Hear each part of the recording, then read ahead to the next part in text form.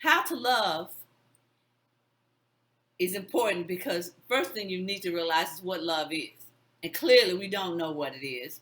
We got romance all wrapped up in it and these feelings we're supposed to have when we love someone. And people love people all the time that they hurt all the time.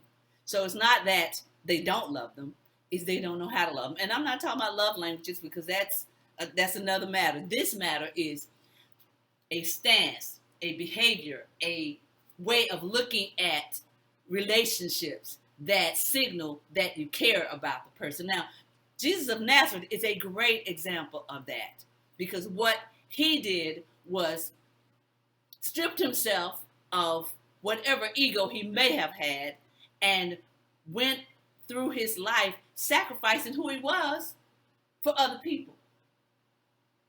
And then not just dying and resurrecting, his physical body he was sacrificing. So I have decided that what love really is,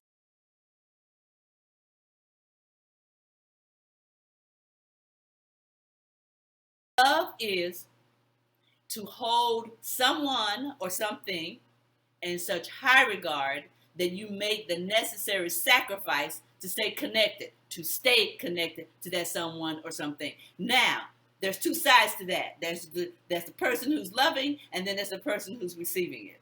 So, quite honestly, they both are doing the same thing. Somebody is always loving. So, if I'm loving you, I am saying, what do you want? What do you need? What can I do? And you saying, okay, I need this, I need that, I need this. And then I say, okay, well, I can't do this, I can't do that, but I can do this. And then you say, okay, I love you too, so just do this if you can do that. And then we have come to an agreement because we both are loving.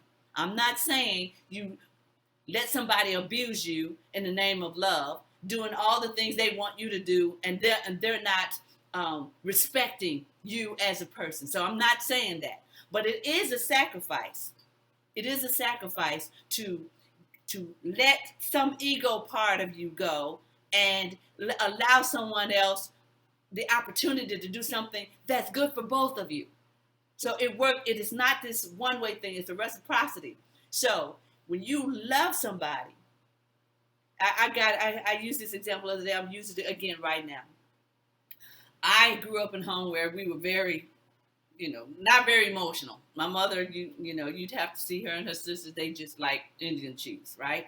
So I grew up kind of like that. And so I have a limited amount of excitement about a lot of things.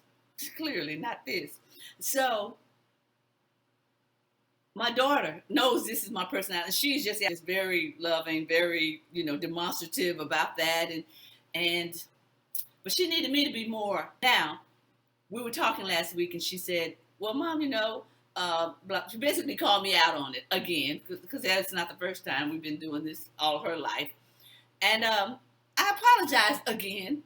And then I said to myself after that conversation, okay, so what do you want to do differently to let your baby know that you are available to her in that way? And so I started trying. And I said, because if I love her like I say, then I ought to be able to sacrifice who I think I am, and be available to her. That's all I'm saying. And it doesn't hurt me to do that. It helps her that I do it. It says, and do you know, I know I've been different, but do you know things are different around here?